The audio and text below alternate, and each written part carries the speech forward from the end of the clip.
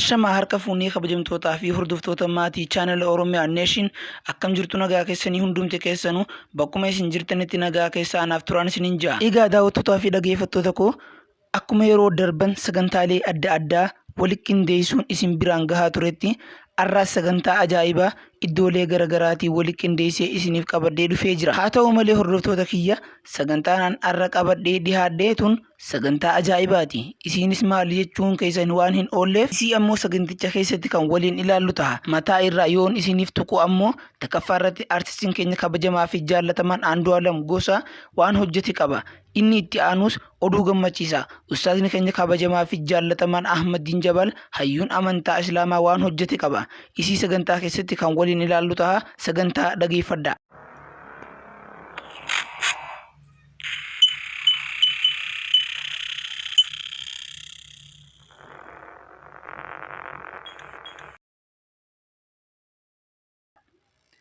Gara sagantichaa isin dabarsuun duratti maatiin chaanalii koo Oromiyaa Neeshin irra deebitanii baga gara chaanala kiyyaatti nagaan dhuftaniin isinin ja'a.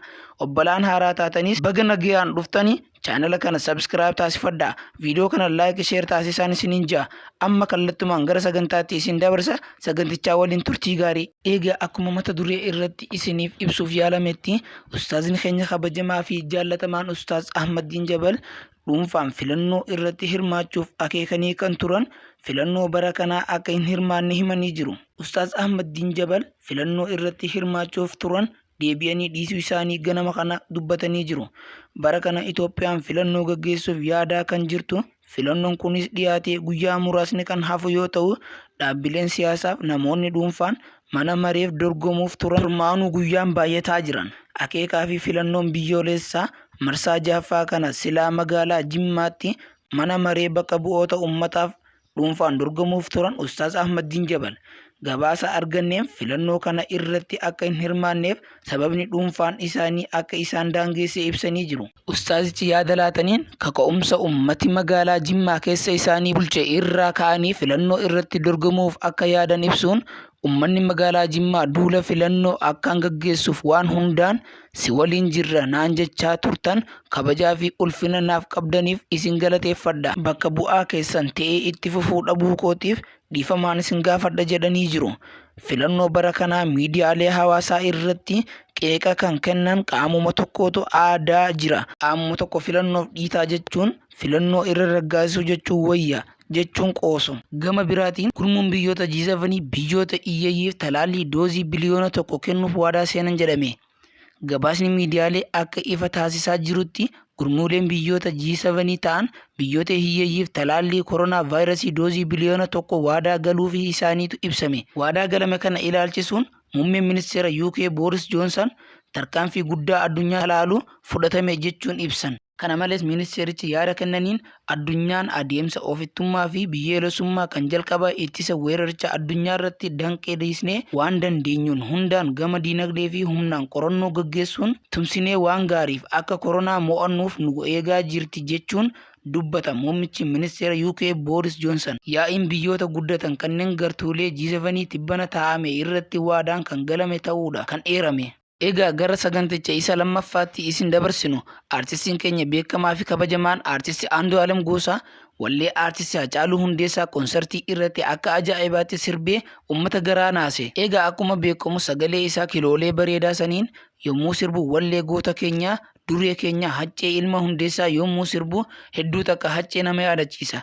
Viidiyoo inni konsertii irratti sirbe daawwannee walitti dachaana. Viidiyoo waliin turtii gaarii.